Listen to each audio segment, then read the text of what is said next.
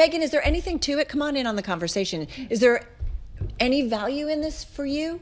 I think that the market does want to see some employment data. So I think it's good that we're starting to, even if it's backfilled and will be noisy, I think it's good to have that data. I think investors are also starting to think about 4Q earnings. And typically you just have GDP in other economic data that gives you a sense of how earnings will come in. So I think it will be a little bit of a relief to get past some of this data and see where it comes in. Mike, if you're Fed Chair Jay Powell or a voting member of the FOMC, are you like, why couldn't we have gotten this data last week?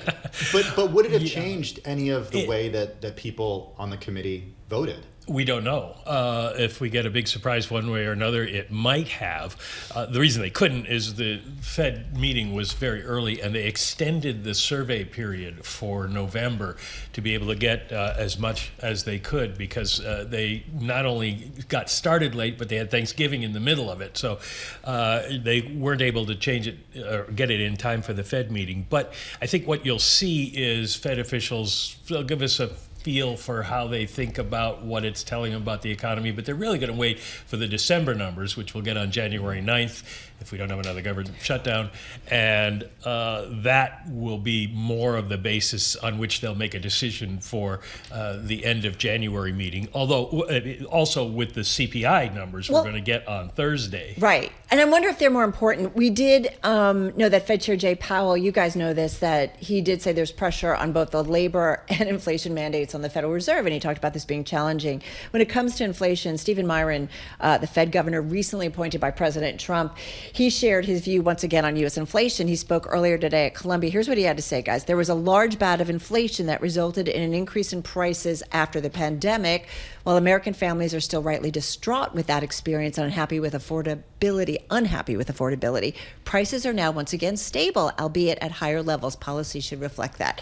Meghan, Mike, you both smile. Is he right, Meghan? So we at BNP, we're actually forecasting inflation to accelerate a bit into 2026. We think there still will be pressure on goods inflation. Because of tariffs or because of? Yeah, and based on tariffs and some of the delayed impact of goods. So we have inflation target around 3%. And so we do think there also will be some bumpiness in the labor market, potentially, as Mike highlighted for the January report. So we think we get one more cut next year, but that inflation will prevent the Fed from really extending a cutting cycle beyond that. It's pretty much a universal view that we're going to see inflation accelerate because of tariffs into 2026. There's some question about when that falls off. Jay Powell said 6 to 9 months it could be that we see this. But the interesting thing about what Stephen Myron said, and remember he's there to give Donald Trump's viewpoint, was that inflation has stabilized, albeit at higher levels. Well, wait a minute. That's what you're supposed to bring down. So then there's inflation. But that brings up a good point, and that's about the Fed's 2% target and whether or not that's actually a realistic thing right now. What do you think, Meghan?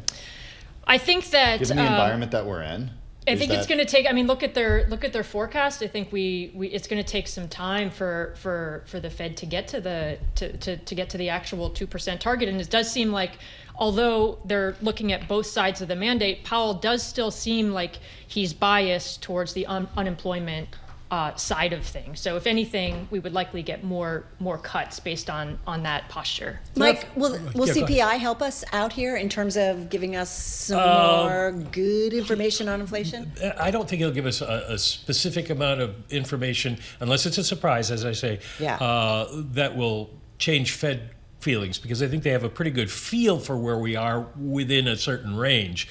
But the thing that is going to get people is, when do we have a feel for what unemployment is going to do versus inflation? And that's what you need to have, is the comparison, because right now they're betting on unemployment being worse. They're looking at the SOM rule, basically, and saying when unemployment starts to accelerate, it goes up fast. If it doesn't do that, but inflation doesn't come down, then they're going to flip their mandate and start worrying about inflation more. You guys have been watching the Fed for a long time. If both of them are challenged, what are they going to be most?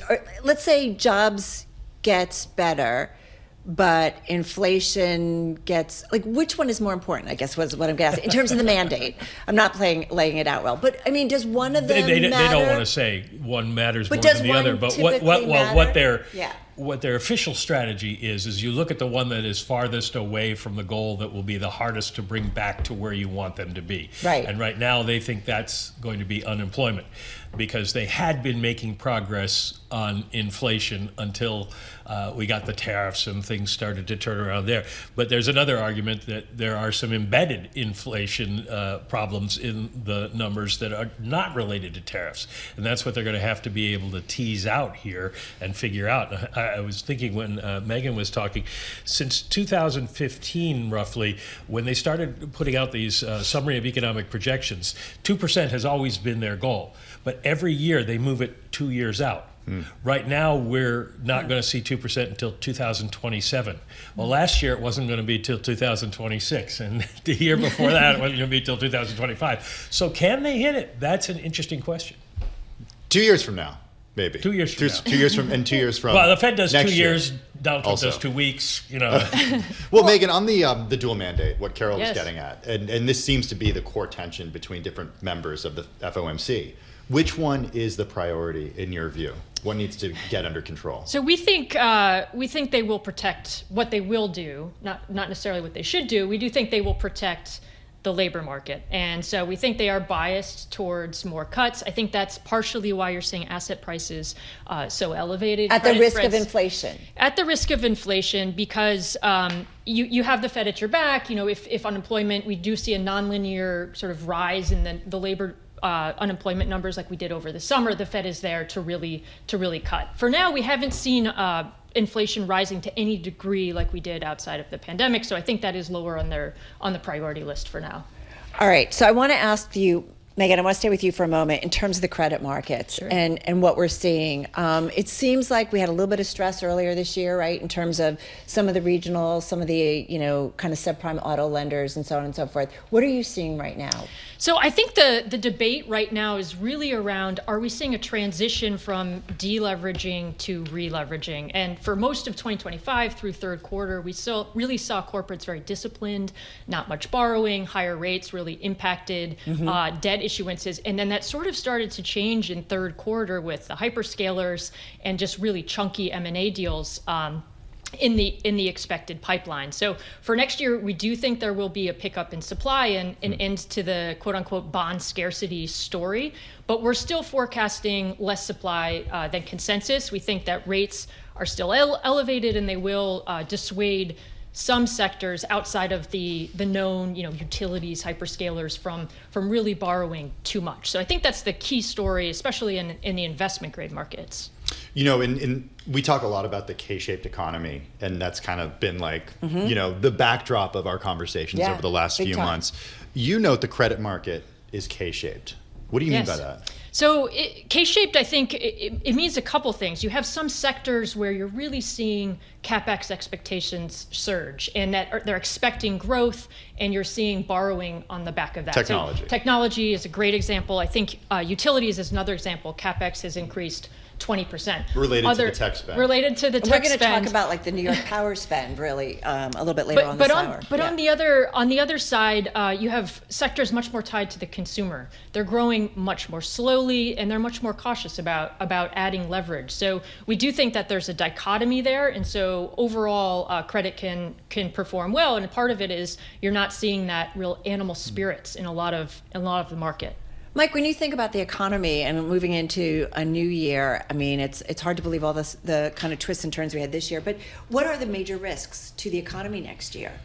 Well, it's interesting because the president is touting, and some economists are writing into their forecast the idea that people are going to get bigger tax increases, tax refunds this year because of the president's tax cuts, and then they're talking about some sort of bonus checks. That's probably not going to happen. But the offset to that is the whole thing with the Obamacare premiums, because if you're going to get $1,500 back on your taxes, but you're going to have to pay $2,000 or $3,000 a month, that's not going to go very far. Right. So we don't really know what's going to happen, and I think the overhang of all this is confidence. I've said this many times before. Recessions are when confidence falls. And so it depends on how people are going to be feeling, which is kind of the tension you see coming out of Washington, is the Republicans are saying to the president, get out there and tell people how wonderful it is. And then people, when they hear him, say, well, no, not so much. And so the Democrats are going to be piling on that side and the Republicans on this side. And we'll just have to see how people feel as the year goes on and all these things come at them. Yeah, Meghan, on that, the way that people feel obviously has a way, an impact on the way that they spend, on the way that they think about the economy. How are you looking at that going into 2026? I think for credit investors, there are some places you can position for some of the weakness and strengths that we're seeing on the consumer side.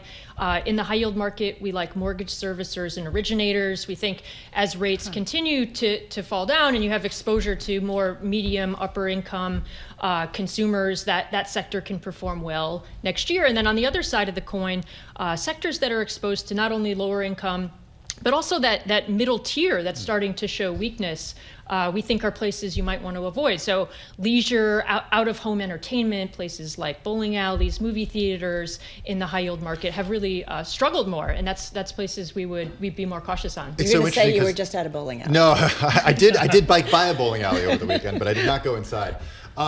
We hear from the cruise operators that everything is awesome. Super rosy. Super rosy. You sound more cautious. I think on the cruise lines are interesting because they do a lot of their revenue is pre-booked, so they could be booked for all of 2026, and so there is this sort of lagged impact on weakness that we haven't seen on the cruise lines. But to your point, we've seen cruise lines has been an area we've liked. We've seen upgrades, and they've done a great job deleveraging their balance sheets.